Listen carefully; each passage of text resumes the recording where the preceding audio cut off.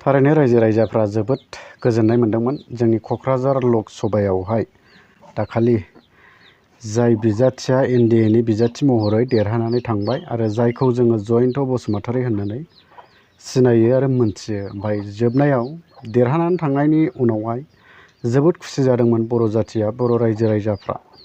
मानि थाखाय खुसि जादोंमोन रायजोफोर?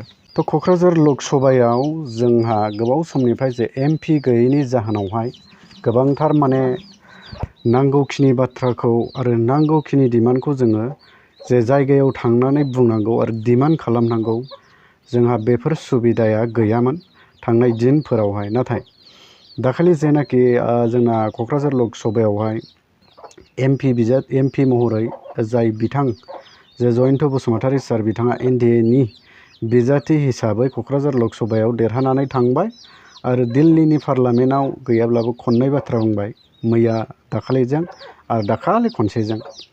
रायजोफोर देरहाहरनो हानानै गोबां खुसि जादोंमोन रायजो राजाफ्रा। गासै जों बर' रायजो राजाफ्रानो गोजोननाय मोन्दोंमोन जे नंगौ थारैनो जोंनि नाजानायजों, गासै रायजो राजानि नाजानायजों जोङो क'क्राझार लक सभायावहाय जोंहा एमपिनि सिटखौ जों मोननाय जाहैबाय। सासे जोङो एमपिखौ क'क्राझार लक सभानिफ्राय दैथायहरनो हाबाय। नंगौ रायजोफोर, दिनैहाय ओमफ्राय जोङो जयन्त सारखौ एमपि महरै देरहाहरनोथ' जों थिगैनो हाबाय। नाथाय जोङो देरहाहरनायनि सिगां, जयन्त सारखौ देरहाहरनायनि सिगां जोंना मा थांखि दंमोन? गोसोआव जोङो माखौ लानानै, मा थांखिजों जोङो जयन्त सारखौ देरहाहरखो? ओमफ्राय जयन्त सारा दिनै रायजोनि साननायनिफ्राय मानो एरखेनानै थांनो नागिरदों? रायजो राजा नोंथांमोन, दिनै नोंथांनि साननायखौ मानो मावनो नागिराखै? थारैनो नंगौ रायजोफोर, जोंना गोबां दफाखिनिया दिनैसिमाव मावफुंजायाखै। एकर्ड जानायजों लोगोसे जेसेबांबो दफाफोर फैदोंमोन बे दिनैसिमावबो मावफुंजायाखै। बेजों लोगोसेनो गोबाव समनिफ्राय जे एमपि गैया हिसाबै जोङो एमपिनियाव प्रब्लेम खालामबाय थायो आरो एमपि गैया हिसाबै जोङो दिल्लीनि पार्लामेन्टआव बा जे जायगायाव डिमान्ड खालामनांगौ बे जायगायाव गोबां मानसिफ्रा थांनानै डिमान्ड खालामहैनो हायामोन।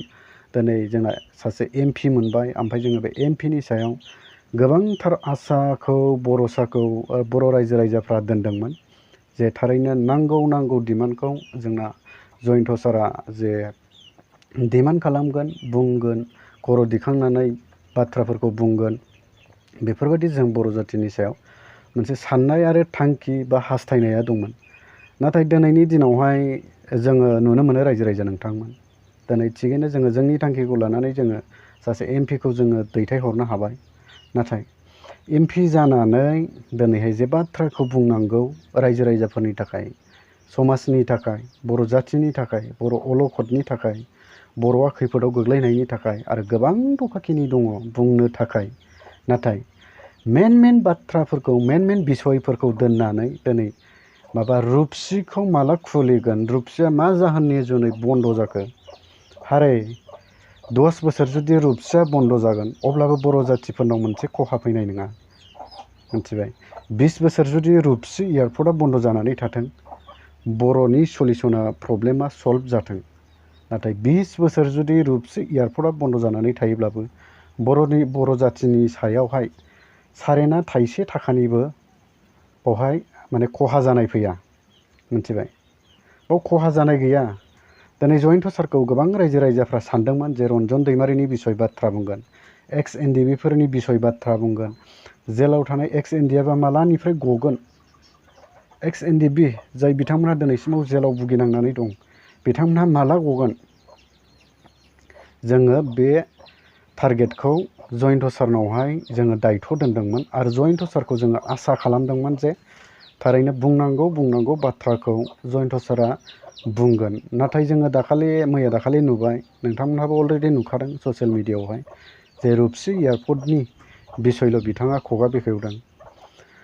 मोनथिया, बिथांमोननाव थाखा फैसा दं, बिथांमोनहा गाहायजों हान्थिनो गोसो गैया, बेनिखायनो गोजान जायगायाव थांनानै जे बिथांमोनहा फ्लाइट गाखोनो गोनां जायो, बेखायनो जोंनि रुपसियाव बिथांमोनहा एयारपर्टखौ थाब खुलिफिनजानो लुबैदों, जायनि जाहोनाव बिथांमोनहा गुवाहाटियाव थांनोब्लाबो बिथांमोनहा फ्लाइटजों थांगोन आरो बेजों लोगोसे बिथांमोनहा अरुणाचलाव हनै नानबानायाव थांनोब्लाबो बिथांमोनहा फ्लाइटजों थांगोन नालाय। थ' सियर बेनिखायनो बिथांमोनहा माने थाबैनो रुपसि एयारपर्टखौ बिथांमोननि मेन प्रब्लेमा बेनो रुपसि एयारपर्टआ बिथांमोननि थाखाय थाबनो खुलिनांगौ। अब्लाबो रन्जन दैमारि सारा बिथांमोननि थाखाय दानो उदां जानो नाङा। मेन बाथ्राया बेसो दिनै नुहुरनायाव आरोना नुहुरनायाव बेसो रायजो राजाफ्रा दिनै रुपसि एयारपर्टखौ खुलिनो थाखाय जयन्त बसुमतारी सारखौहाय MP हिसाबै देरहाहराखैमोन। MP हिसाबै देरहाहरदों जयन्त सारखौ। रायजो राजानि प्रब्लेमा सल्भ जानांगौ। दिनै बर' जाथिया गोबां गावजों गाव ससियेल मिडियानि गेजेरजों एना एनि जानानै दङ। जायनि जाहोनाव एना एनि जादों। मानोना गावनि मेगनजों नुयो आरो गावनो खोनायो गावनो मिथियो जे बर' हारिनि गेजेराव बड'लेण्डआवहाय दिनैसिमाव सान्थिनि खुनु लामायानो ओंखाराखै आरो खुनु बावहाय जुक्ति जानो हानायनि खुनु बर' जायगायाव जोंनि बड'लेण्डआवहाय दिनैसिमाव पावार गैया। जों बर'जों बर' गावजों गाव जोंहा मिलायलायनो हानाय बोलो गैया।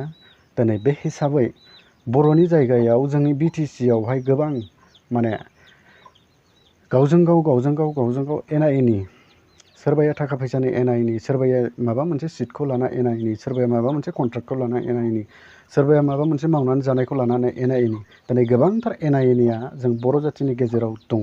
खिन्थु एकर्डजों लोगोसे फैफानाय जायनाखि दफाफोर बे दफाफोरखौ जुदि पेमेन्ट खालामनानै फुरायै साक्सेसफुल जेसेबांनाखि दफाफोरा जोंनि BTR आव मोनबोनाय बे बुस्थुआ बोसोराव नोङो 100आव 20% जुदि मावफुंजालांबायबो थायोमोनब्ला जुदि मावफुंजाबाय थालाङोमोनब्ला रायजो राजाहाबो गोजोननाय दंमोन आरो निस्सय BTR एकर्डनि सायाव फोथायनायबो थागौमोन आरो सोरबा MP सोरबा MLA सोरबा चिफ गासैनि सायावबो माने गासैनि बाथ्राफोरखौ फोथायनाय थागौमोन नंगौ सानगौमोन। खिन्थु दिनैनि दिनावहाय बिथांमोनहा बुंनांगौ बाथ्राखौ बुङालासिनो नंथारै अपसनसो होननानै जों बुंनो हागोन बेखौ। नांगौ एक्सुवेलि जोंनो नाङैनि बाथ्रा नङा। खिन्थु बेनि अनगायै जोंहा गोबांथार गिदिर जे बिसयफोरा दङ जोंनो नांगौनि थाखाय। बे रुपसि एयारपर्टखौबो आं बुङाखै जों बर' जाथिनि थाखाय बेबो मोनसे सम्पति निस्सय बेखौ जोंनो नांगौ। अब्लाबो होननाय मोनसे बाथ्रा थायो। बेनि अनगायैनो जे गोबांथार मानसिफ्रा गोबांथार दिनै ex-NDA बिर जोहोलावफ्रा दिनै मिरु जोबथेसालियाव गाव गावनि जिउखौ दिनैसिमावबो सेक्रिफाइस खालामगासिनो दं। गाव गावनि जिउखौ सेक्रिफाइस खालामनानै बिमा बिफाखौ बिदा फंबायखौ बिब' बिनानावखौ बर' जातिखौ माने दुखु होगासिनो दं। आरो दुखुखौ बिथांमोनहा मानि थाखाय होनांखो आरो सोरनि बेलायाव बिथांमोनहा दुखु होनांखो आरो बिथांमोननि बाथ्राखौ सोर बुंनांगौ आरो बिथांमोननि बाथ्राखौ बुंनो थाखाय जों रायजो राजाया दिनैहाय सोरखौ दैथायहरो सायख'नानै जुदि दैथायहरसेयावबो जुदि बर' जातिनि साननायखौ फुरा खालामनो हायाबा रायजो राजानि साननायखौ जुदि नोंथांमोनहा बुंनांगौ जायगायाव जुदि बुंनानै होनो हायाब्ला बिखा सौनानै जुदि खुगा फुवार बुंनो हायाब्ला अब्ला जों बर' जाथिखौ लिडार सायख'नायनि खुनु थाइसे थाखानिबो लाब गैया मिथिबाय।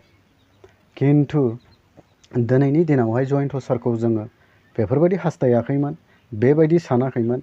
निस्सय रावनिबो भटजों देरहायाखै बर'निनो भटजों देरहादोंब्लाबो बर'नि भटजोंनो देरहादों। अब्ला बर' जाथियाथ' सानाखैमोन नोंथाङा देरहानानै थांनानै रुपसि एयारपर्टखौनो मेन बिसय खालामनानै लानांगौ। दिनै रावबो बर' जाथिया बेखौ सानाखैमोन। जोंनाव साननाय दंमोन जोंनि दिमागाव दंमोन जयन्त सारा निस्सय दिल्लीयाव बे बाथ्राखौ बुंगोन। जों ex-NDA बिसय आरो रन्जन दैमारि सारनि बिसय बिथाङा डिमान्ड खालामगोन माबा मोनसेब्लाबो उदां अख्राङाव फैनायनि लामाखौ दिरुननो थाखाय। थ' बेसेबां गिदिर हास्थायनायमोन बेलाय बर' जाथिनि गासै बर' जाथिया बेखौ हास्थायदोंमोन। नाथाय दिनै जयन्त सारा बेसेबा गिदिर जे जेंनाखौ बुफ्रुवालासेनो जे जायगायाव बुफ्रुनांगौ बे जायगायाव बुफ्रुवाबालाय माथो लाब मोननाय। दिनै बुफ्रुनांगौ जायगायावनो बुफ्रुवा आरो बुफ्रुनाङै जायगायावसो नोङो बुफ्रुलाबायबालाय अबे नोंलाय बे लाब जानांगौ जाखो। दिनै बेथ' नङामोन ना जों बर' जाथिनि थांखिया क'क्राझार लकसभानिफ्राय जोङो सासे MP दैथायहरनोसै। जोंनो नांगौ ex-NDA बिसय नांगौ रन्जन दैमारि सारमोननि बिसय जोंनो नांगौ मन्थ्रि जायनाखि दिल्लीयाव बुंनो हानाय पावार दं बेहा जोङो बेखौ दिल्लीयाव दैथायहरनोसै, दिल्लीनि पार्लामेन्टआव बुंनो हानाय बायदि। नाथाय दिनैहाय बर'नि साननाया ससेयाव फुरा जाबाय। नाथाय दिनैहाय जाय बिथांखौ जोङो दैथायहरदोंमोन बे बिथाङा मा नै दानिफ्रायनो सुरु जाजेनखाबाय जे बर' जातिनि साननायनि बेरेखा लामाजों आगान सुरग्रा। मोनथिया, हयथ' बिथाङा बुंनो गोसोबो जादोंमोन जानो हागौ, नाथाय सिङावबो मा बाथ्रा दं बेखौथ' जों मिथिला। सिङाव मा बाथ्रा दं बेखौ जों मिथिला, खिन्थु जोबोद फोथायदोंमोन रायजो राजाया। गोबांथार रायजो राजाया बेखौ फोथायदोंमोन जे रन्जन दैमारि सारनि बिसय फंसेब्लाबो जयन्त सारआ दिल्लीनि पार्लामेन्टआवहाय निस्सय बुंगोन। नाथाय दिनै जों नुबाय माबा हनै रुपसियाबा मानि जाहोनाव बन्द' जादों बेखौथ' गावसोरबो मिथिबावा हनै, थ' जोंलाय फैथो मिथिनो। खिन्थु मानि थाखाय बन्द' जादों जों बेखौ मिथिनोबो साना। आरो जोङो दिनैनि दिनावहाय, दिनैनि थारिखआव जों बे रुपसिखौ हास्थायाबो, जाफुंसारथों होननानैबो जों मेनाव जोंनि ब्रेनावहाय, जोंनि दिमागावहाय बेल' सोलिबाय थायो जे बबेबा मोनसे दिल्लीनि पार्लामेन्टआव सोरबा सासे दैदेनगिरिया माबा मोनसे बाथ्रा बुङोब्ला जों नायो, एक्स एनडिपिनि बाथ्रा बुंगोनदां, सोरबा रन्जन दैमारि सारनि बिसय बाथ्रा बुंगोनदां, सोरबा मुंख्लं नखरनि बिसय बाथ्रा बुंगोनदां, सोरबा हनै गोथाङै थानाय एक्स एनडिपि रिहेबिलिटेसन मोनैनि बाथ्रा बुंगोनदां। जेबो गैया। थारैनो बावबाय बे बुस्थुखौ बिथांमोनहा मा सानदों। जों बर' जाथिनि बुजिनायाव, जों बर' हारिनि साननायाव जोङो बेखौनो सानो जे माने बिथांमोननि थाखाय एक्स एनडिपि होननानै बुङोब्ला बे बिराद गिदिर थफ्ला जाहैबाय, जेंनानि थफ्ला। नाथाय बे जेंनानि थफ्लाखौ बिथांमोनहा रुजुननो हानायनि पावार गैला। मेना बेसो, बिथांमोनहा एक्स एनडिपिनि बिसय माबा मोनसे मावना होनो हानाय, आरो सोरखौबा उदां खालामनानै होनो हानाय, आरो सोरबा सासेखौ उदां अख्राङाव लाबोनानै दोनफैनो हानाय खुनु बिथांमोननाव खुगायाव राव गैया, आरो बिथांमोननि आखायाव खुनु पावार गैया। पावारलेस। दिनै बिथांमोनहा जायनि जाहोनाव दिल्लीनि पार्लामेन्टआव सिन्थाय सोरबा एक्स एनडिपिनि नामखौनो लानो गिहैदों बिथांमोनहा। एक्स एनडिपि बिथांमोननि नामखौनो लानो गिहैदों। मा राजनितिक बेलाय? दिनै अबेबा रुपसिखौ अपेन खालामनानै, बोलो होनानै अपेन खालामनानै नोंथांमोनहा भट मोनालै, मिथिबाय? नोंथांमोनहा भट मोना। निस्सय नोंथांमोनहा आराम मोनगोन जे नोंथांमोनहा बायसान्सआव, नोंथांमोनहाथ' दिनै एमपि हिसाबै थांलाय फैलाय सलाफानि सोलिबाय थायोना, बे हिसाबै नोंथांमोनहा माने इजि जागोन। नोंथांमोनहा हायेनारि लामाजों जे हान्थिनायखौ नागारदो, खुलिब्ला रुपसि एयारपर्टआ खुलिबा नोंथांमोनहा गोजौजोंल' होख्लायलांबाय थादो अफाय थांनांगौ। खाथि जाबाय जोंना एयारपर्टआ। रुपसि एयारपर्टआ जेब्ला खुलियो नोंथांमोननि दिनसै आरोना। थ' जोङो बेखौ सानाखैमोन, मानगोनां जयन्त सारमोनखौ जोङो बेबादि हास्थायाखैमोन आरो बेबादि सानाखैमोन जे निस्सय जयन्त सारआ रायजो राजानि साननायखौ बिथाङा मोनथिगौ, आरो रायजो राजानिफ्राय बिथांमोनहा मा हिसाबै भट मोनो बिथांमोनहा बेखौबो निस्सय मिथिगौ। थ' बेनिखायनो जों रायजो राजाया गासैबो फोथायदोंमोन, गासैबो सानदोंमोन निस्सय एक्स एनडिपिखौ लानानै माबा मोनसे बाथ्राब्लाबो माबाया जयन्त सारआ फंसेब्लाबो फंनैब्लाबो बाथ्राखौ बुंगोन होननानै जोंनाव फोथायनाय दंमोन, आरो जों देग' नायबाय थादोंमोन। नाथाय दिनैहाय गैया, थारैनो गैया। रन्जन दैमारि सारनि एक्स एनडिपिनि बिसय बुंग्रा बर' लिडारफोरनिफ्राय सोर ओंखारगोन दिल्लीनि पार्लामेन्टआवहाय? सोर ओंखारबावगोन? बयबो हनै क'क्राझारनिफ्राय गुवाहाटियाव जुदि सहैबाथाय लामायानो आलादा जाहैयो, चेन्ज जाहैयो। जुदि गुवाहाटिनिफ्राय क'क्राझाराव फैफिननोबाल' गोदै बाथ्रा रायजोनि सिगाङाव जिरायनो मोनगौबा, साहा पानि मोनलोंगौबा, आरे गोबांथार बर' जातिफ्रा, बर' हारिफ्रा नोंथांमोननि साननाय हनायखौ, नोंथांमोननि केरेक्टारखौ मोनथियै गैलालै, मिथिबाय? गासैबो रायजो राजाफ्रा, गासैबो बर' समाजाव रन्जन दैमारिखौ हास्थायै गैया जानो हागौ। बयबो रन्जन दैमारिखौ हास्थायो, उदां अख्राङाव फैजानो लुबैयो। हयथ' बिथाङा जेबो पावाराव थानो दा मोन्थों, अब्लाबो दिनैहाय रन्जन दैमारिया गबाय, होननाय लोगो लोगो गासैबो बर' बिमानि बिफानि बिदानि फंबायनि फिसानि बिमादैनि गासैनावबो बिखायाव गुरलुब मोनखाङो।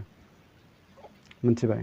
बे हिसाबै दिनै जों ससियेल मिडियायाव ओंखारो हिसाबै जोङो बुंनो गोनां जायो आरो जोंबो लुबैयो रन्जन दैमारि सारआ थाबैनो उदां अख्राङाव फैनांगौ आरो गासै जेलाव थानाय एक्स एनडिएफबि बिथांमोनहा उदां अख्राङाव फैनांगौ।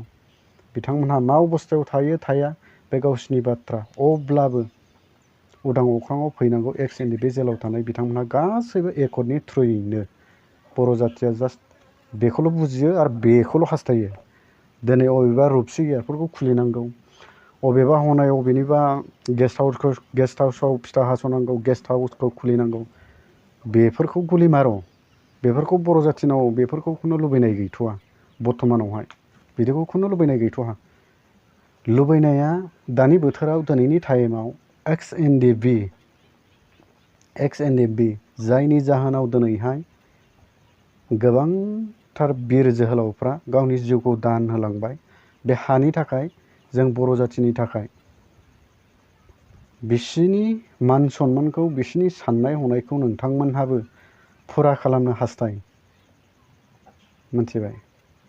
बिथांमोनहा नोंथांमोनखौ जे पार्लामेन्टआव थानानै बा बबेबा मोनसे पावाराव थानानै बा बबेबा मोनसे पावारनि सियाराव जिरायनानै जे मावनाङै खामानिखौ मावनो थाखाय नोंथांमोननि थाखाय सेक्रिफाइस खालामाखैमोन। बर' बिमा बिफाया गोजोनै थांनानै थानो हालांथों, नैबे जों गसंनाय हायावनो बे थांखिखौ लानानैसो दिनै गोबांथार गोबांथार एनडिएफबि बिर जोहोलावफ्रा दिनै गावनि जिउखौ बाउसोमनो गोनां जादों। नोंगौ, मानसिनि जिउआ गोबां भेलु दङ। बायनानै मोना, सेनानै मोना, बहायबा नागिरनानै मोना। मिथिबाय? अब्लाबो दिनै बायनानै मोनै, सेनानै मोनै, नागिरनानै मोनै बे गावनि जिबनखौ, गावनि जिउखौ दाम गैयै खालामबाय। दिनै बर' जाथिनि थाखाय, बर' रावनि थाखाय, बर' बिमानि थाखाय, बे हानि थाखाय जे आंनि बिमा बिफाया बावनो, आंनि फिउचार जेनेरेसना बावनो गोजोन सान्थियै आंनि जिउ मोनसेखौ बावनायजों हयथ' गोजोनै थांनानै थालांनो हागोन नामा, थांखिया बे। आरो बे थांखिखौ गोबां बर' रायजो राजाफ्रा मिथिगौ। आरो बे हिसाबै दिनैहाय क'क्राझार लक सभायाव गोबाव समनिफ्राय जे MP गैयामोन, बे हिसाबै गोबां बर' जाथिफ्रा जर खालामदों, बोलो होदों, गावनि फोथायनायखौ लानानै, गावनि थांखिखौ लानानै दिनै नोंथाङा NDAआव दिनै सिट लानानै नोंथाङा देरहालांबाय। नाथाय दिनै नोंथांनि बुंनांगौ मेन बिसयआ रुपसि एयारपर्ट नङामोन जयन्त सार। दिनै नोंथांनि बुंनांगौ बाथ्राया बेसोमोन, एक्स एनडिएफबिनि बिसय नोंथाङा बुंनांगौमोन बाथ्राखौ। माबा मोनसेब्लाबो एक्स एनडिएफबिनि बिसय नोंथाङा डिमान्ड खालामनांगौमोन। दिनै नोंथाङा बे नङामोनखि रुपसि एयारपर्टआ मानि जाहोनाव बन्द' जादों, मारै बन्द' जादों जोंबो मिथियाखै। बेखौ अबेबा इन्डिग'नि थ्रुयै, अबेबा नोङो एयार इन्डियानि थ्रुयैहाय अबेबा कम्पानिनो होफिननांगौ, थाबैनो खुलिनांगौ। आरो बिदि बुंनायनि जायगायाव नोंथाङा रन्जन दैमारि सारनि बाथ्राखौ बुंमोनलाय, बेसेबां बर' बिमा बिफाया नोंथांखौ बोर होगौमोन। मिथिबाय? थ' रायजोफोर, आंनि गुसुं भिडिअ'आ बेनोमोन। आं ससियेल मिडियाआव बे बाथ्राखौ गोबावसै नुनाया, दाख्लैनो नुदों दा आङो, खिन्थु आं बुंनो गोसो गैयामोन। अब्लाबो आङो दिनैहाय बे बाथ्राखौ बुंनाय जाबाय। थ' आंनि गुसुं भिडिअ'खौ नोंथांमोना नायनानै मा रोखोम मोनदों? जुदि मोजां मोनदोंबा मोनसे लाइक खालामना गालांदो, आरो मोजां मोनाखैबा नोंथांमोननि खोथा।